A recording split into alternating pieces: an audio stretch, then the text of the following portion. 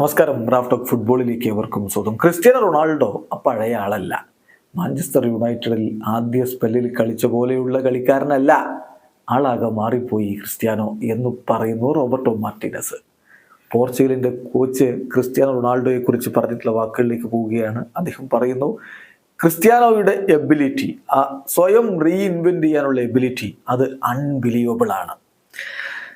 മറ്റൊരു പ്ലെയർക്ക് ഈ തരത്തിൽ കളിക്കാൻ കഴിയുമെന്ന് ഞാൻ പ്രതീക്ഷിക്കുന്നില്ല. 38ാമത്തെ വയസ്സിലാണ് 3 ദിവസത്തെ ഗ്യാപ്പിൽ അദ്ദേഹം 2 അന്താരാഷ്ട്ര മത്സരങ്ങൾ കളിക്കുന്നത്. അങ്ങനെയുള്ളൊരു 38കാരനെ നമുക്കിപ്പോൾ കണ്ടെത്താൻ പറ്റില്ല. അന്ന് മാഞ്ചസ്റ്റർ യുണൈറ്റഡിൽ തൻ്റെ ആദ്യ സ്പെല്ലിൽ കളിച്ച ആ കളിക്കാരനേ അല്ല ഇപ്പോഴുള്ള ക്രിസ്ത്യാനോ റൊണാൾഡോ. ഇപ്പോൾ അദ്ദേഹം ഒരു വൈഡ് പ്ലെയർ അല്ല, അദ്ദേഹം ഇപ്പോൾ ഒരു ഗ്രേറ്റ് ഫിനിഷറാണ്. അതുപോലെ കൃത്യമായിട്ട് കാര്യങ്ങൾ മനസ്സിലാക്കുന്നു. തൻ്റെ ആ ഒരു മൂവ്മെൻറ്റുകൾ, അതുപോലെ ഇൻസൈഡ് ദി ബോക്സിലുള്ള ക്വാളിറ്റി മൂവ്മെൻറ്റുകൾ കൃത്യമായിട്ട് മനസ്സിലാക്കുന്നു. ഇൻക്രെഡിബിൾ ആയിട്ട് കാര്യങ്ങൾ കൈകാര്യം ചെയ്യുന്നു.